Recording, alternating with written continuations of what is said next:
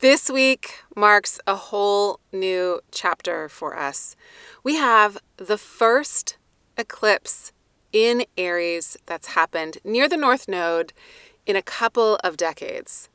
And we also have Mercury beginning its retrograde journey. This is the initiation of eclipse season. It's the initiation of brand new eclipses. And it is a reversal of something because Mercury is stationing retrograde. So it feels a little bit like a collision course, a crash course, something that is antithetical to itself. The eclipse wants us to move. It is high octane energy. And Mercury retrograde wants us to slow all the way down. So there's two things happening at once. They are definitely conflicting. It's going to cause some mayhem, and it's going to give us a couple of very steep learning curves, but the learning will be well worth it, I promise.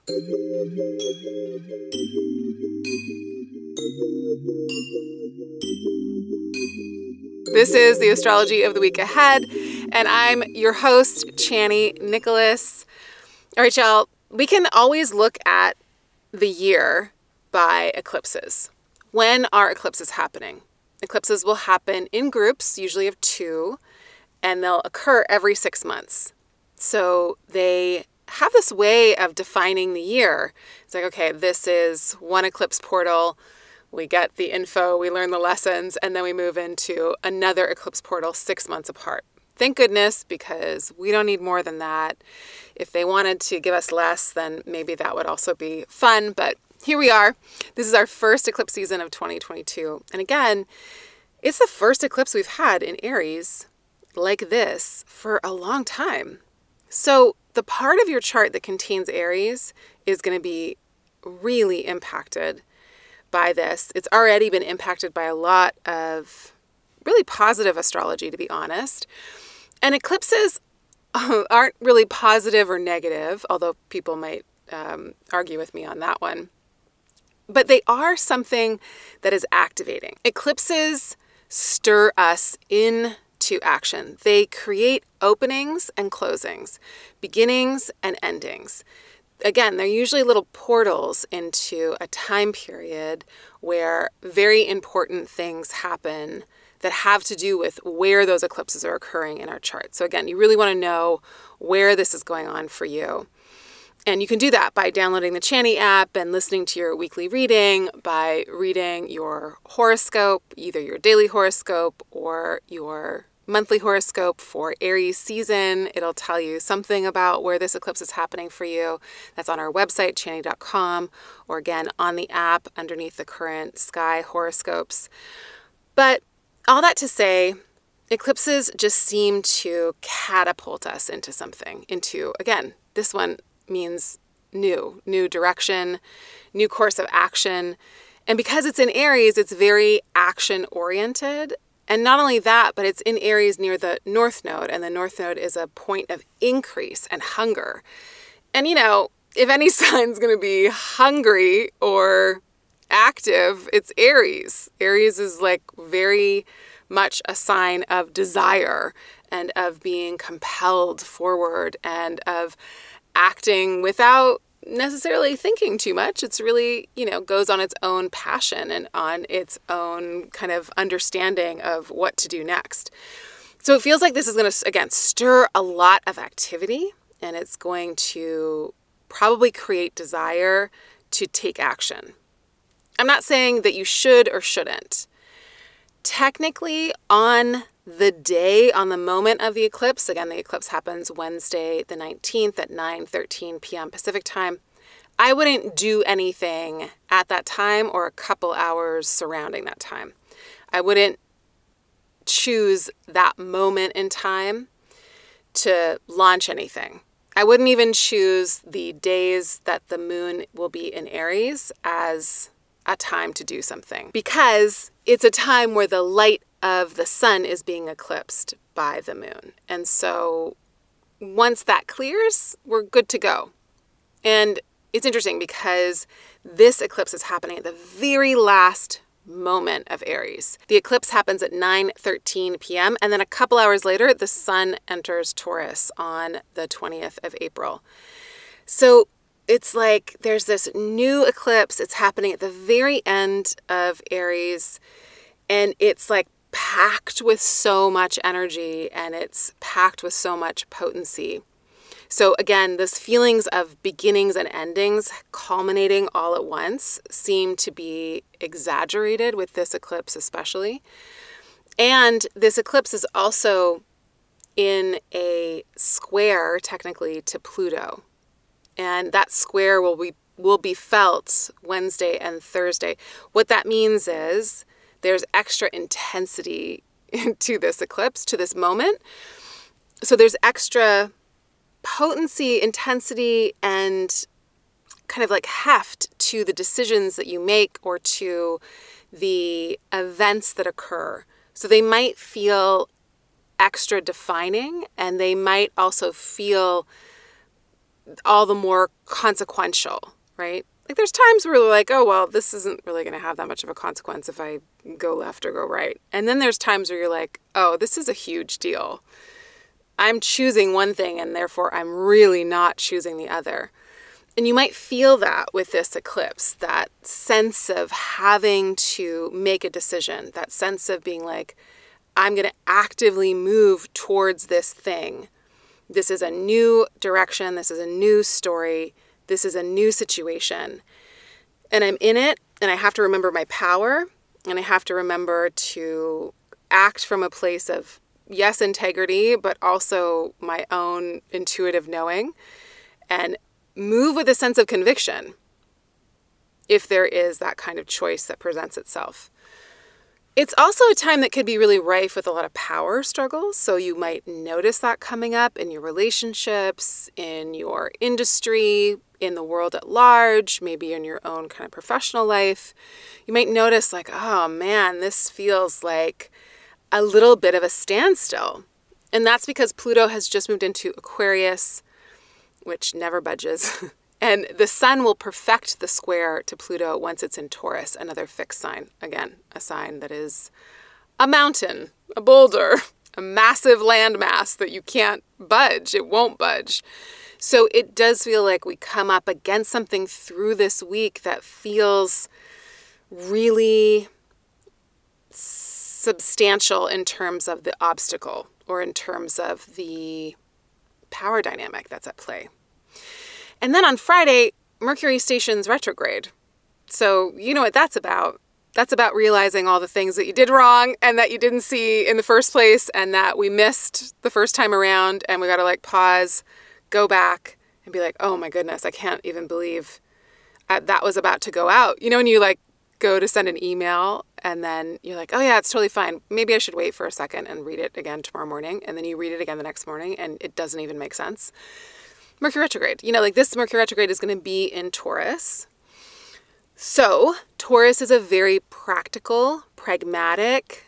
It wants to know what works, what doesn't work, and how to build with the resources at hand. So if we're reviewing that, if we're reviewing something and the nature of it or the style of it is Taurian, then we're like, okay, in the most practical sense possible, what works in my life, what doesn't? What are my skills? How am I putting them to use? And what about that is giving me results that I like? Like, how is this skill cultivating a beautiful orchard that is resplendent and abundant and full of fantastic fruit? Like, Taurus wants to know that its efforts are going to bear beautiful results that lead to a lot of pleasure and leisure. So this particular Mercury retrograde, the more practical you can get, the better. Really looking at the nuts and bolts of everything that you're working on, or the nuts and bolts of the systems of your life, and being like, okay, I got to move this thing here. Like literally, what can I literally do to figure out how to work this in a way that seems sustainable and eventually really productive, right? Taurus wants to produce. And so it's not about like producing for the machine. It's not about being a cog in the wheel. It's about saying like, if I have this tree that can bear fruit, how can I work with it? How can I create conditions for it to thrive so that there is a natural like production of sustenance? And so you want to look at your life and especially look at the part of your chart that Mercury is retrograding through and pay attention to how things are thriving or not and what you could do on a really practical level to create a situation where things might be able to thrive much more easily, at least. So the thing with eclipses and eclipse seasons, especially when they align with Mercury retrogrades, which they have been for a while, is that they tend to stir up a lot. And what they stir up a lot of is our shadow material. So the stuff we want to ignore, the stuff we want to push away, the stuff that we don't want to claim, the stuff we want to pretend isn't there in ourselves, in our relationships, and in our collective. So this is a time that reveals things that have been otherwise obscured or hidden. And there's kind of a way that both Mercury retrograde and eclipses do that.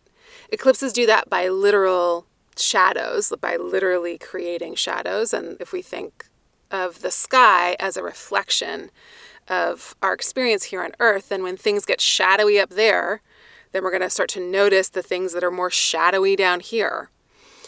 And because this eclipse is square Pluto, and Pluto deals with what happens undercover and underneath the surface and in ways that are often covered up by the systems that we live within, there's a good possibility that we're going to be dealing with that kind of shadowy material. And then Mercury retrograde has that kind of feel because Mercury goes in this underworld journey. When it stations retrograde, it's a very bright night star, right? Mercury can be seen just after the sun sets, very bright in the night sky. And then after a little while, it goes invisible. And then by the end of the Mercury retrograde, it pops up as a morning star, a very bright, beautiful morning star. And it was thought by the ancients that that was because Mercury went into the underworld for a section of time, a couple of weeks, and had to come back up and be, in a sense, reborn. So there's this feeling of underworld trips and journeys, adventures, if you will, with the Mercury retrograde. And there's this sense of understanding our own shadow or what gets obscured in normal life and what gets revealed during eclipse times with eclipses. And then we add in that really potent square to Pluto. And here we are, there's a feeling of something deep being revealed, something being excavated, something being returned to, and something needing to be retrieved as well. So it's a new storyline. It's a steep learning curve. It is a reveal of something. It's an uncovering of something. And it is hopefully a retrieval of some part of self and maybe some part of our need for collective well-being. All right, y'all. It's always our recommendation at the Chani app to lay low during eclipse season. You might feel a little extra kind of wound by this eclipse because it's happening in Aries and Jupiter is still in Aries and there's a lot of fire and energy in this sign.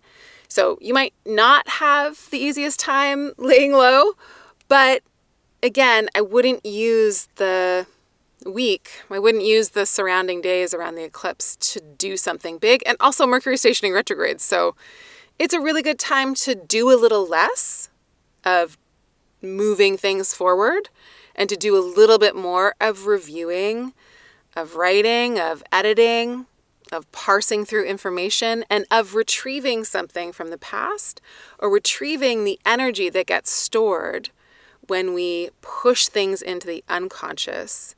And when we push things into that, we could say like shadow self, right? The shadow self is just holding the aspects of selves that we've not been able to make conscious or not quite understood. So what happens, what energy gets released when we're able to turn towards the things we've turned away from? that might be a piece of what this eclipse brings. And then again, also paying attention to where the eclipse is happening and where Mercury is stationing retrograde in your chart, because both of those parts of your life, but especially the area of your chart that contains Aries, is getting this really big, potent activation. And like we said in the beginning, it might present you with a choice or with a kind of turn of events, with an ending and a beginning, because of that very potent square to Pluto. Thank you all so much for leaving reviews in the App Store. We appreciate it endlessly. I wanted to share one with you called Glory, Glory, Hallelujah. I could go on in paragraphs about how this app has changed my life, especially as I enter my Saturn return in Pisces this year. I literally recommend it to every spiritual or otherwise that I know. The in-depth look at one's own personal chart can truly help you obtain the best days possible. Thank you, Chani. Thank you, Chani team. Keep up the fantastic work. Blessed be. Sending you lots of love. Rest up. Take really good care of yourselves. Ground your energy when you can. Ground yourself when you can. North node eclipses tend to whip us up, so we want to bring the energy down into our feet, down towards the earth. Take care. Lots of love. Bye for now.